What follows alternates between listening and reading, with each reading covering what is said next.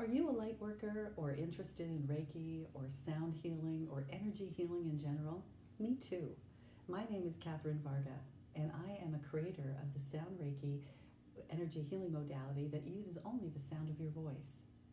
Now, what we focus on and we really concentrate in our programs and our teachings and the way we live is really focusing on vibration and frequency. Now, the power of vibration is the key to all success. Now, why do we say that? Well, there are two kinds of energy when it comes to the world of energy, positive and negative. Now, those positive and negative energies have vibrational frequencies to them. Now, what do I mean by vibration? Well, something's moving. Vibration is that something is moving. So whether it's me, whether it's you, whether it's the table, whether it's a chair, whether it's the universe, whether it's this building, everything is moving, and it's moving to a certain frequency. So frequency is now talking about how fast or how slow something is moving. So when we think of positive energy, love, unconditional love, compassion, joy, and happiness, that vibrational frequency is actually moving very quickly. Very quickly. So sound waves moves like this, so it's moving very, very quickly at a high vibration. So when you're feeling the energy and the motions of love, when you're thinking of something that is loving, then you're actually shifting your vibrational frequency to a very, very high level.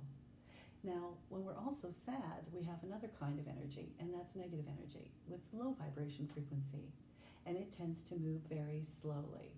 So when we think of something dense, for example, it's moving very slowly like a chair. When we think of the energy of fear, which is the opposite of love, it's also moving at a low vibrational frequency. It is moving slowly.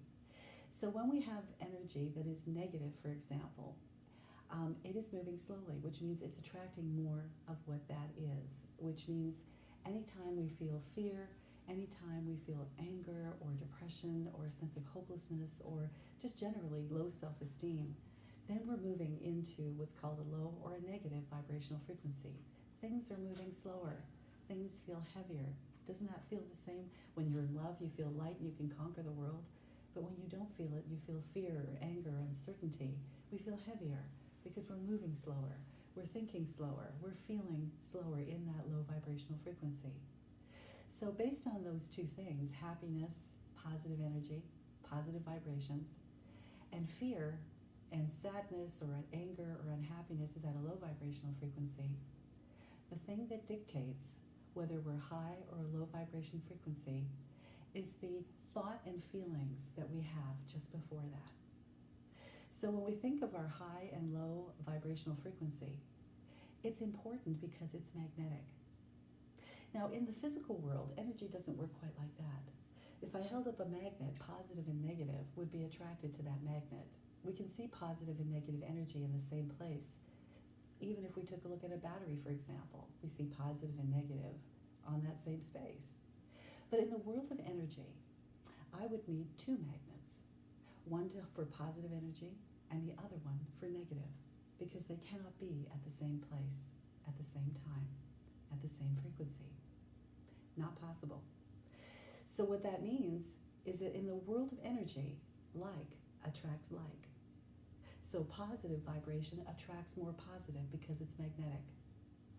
Negative or low vibration attracts more fear and anger and low vibration because it's magnetic. And like attracts like in the world of energy. So opposites do not attract. It's not possible for them to be in the same place at the same time. If we think of positive energy up here and positive high vibration and low and negative vibration, you can see that they're not in the same place at the same time. Somebody has to give up something in order to go higher in their vibration, which is where forgiveness comes in. So when we forgive ourselves, when we start to move to that place of peace and joy and happiness and release, because forgiveness is about release, then we start to shift our vibrational frequency. So here's your next point.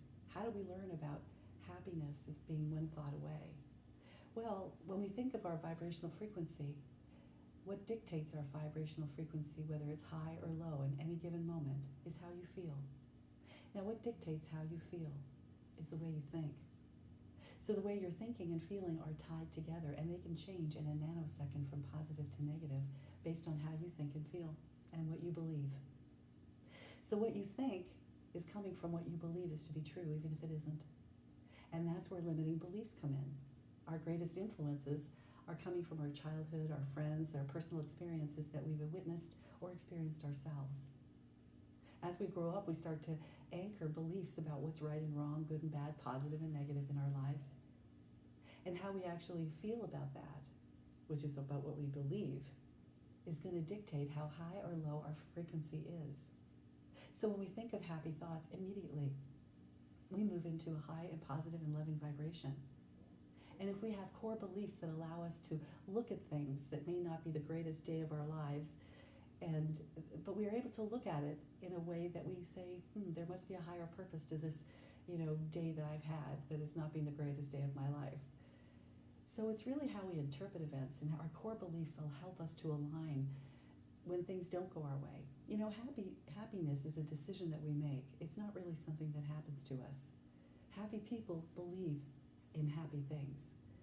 They are positive people. Even when happy people have crappy things that happen to them in their day, they look at it and take it, go to a higher place, a higher purpose.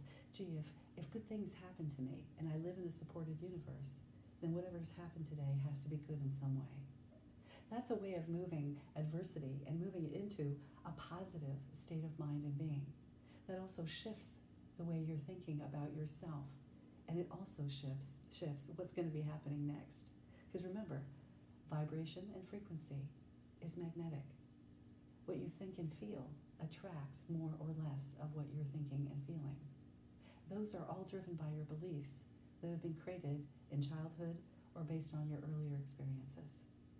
So when we can get to the root of those limiting beliefs, when we can start to have better core beliefs that raise our vibrations and keep them that way and make us feel good, then all of a sudden we're going to be attracting all the things that we desire and less of the things that we don't.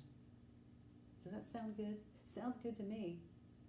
So why don't you join us for our Sound Reiki, learn about vibration and learn about the power of vibration and the key to all success. Sound Reiki will show you the way to do that, because the power of sound is the fastest way to move energy.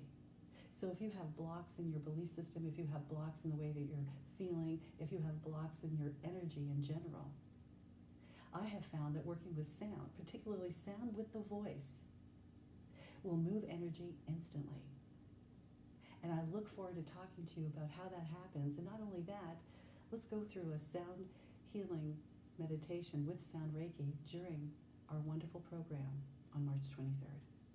So let's discover the power of vibration, the key to all success, and join me and Heather Hannon and all of us at the Sound Reiki Institute to learn about how your voice can heal on March 23rd, 10 till 12. See you then. Namaste.